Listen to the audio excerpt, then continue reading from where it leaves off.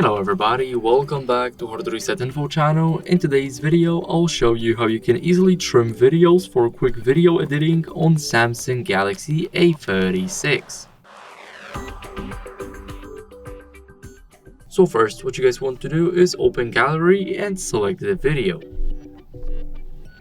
Now, here I have a video, and now click on this little pencil icon here.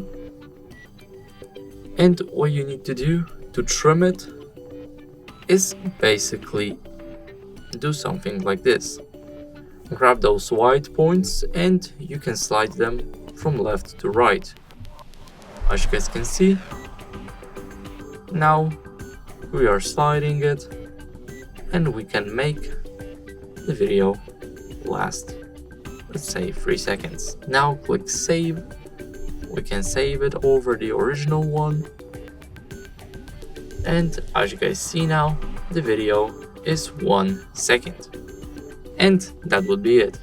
Thank you guys for watching. Make sure to leave a like, subscribe, and see you in the next video. Bye.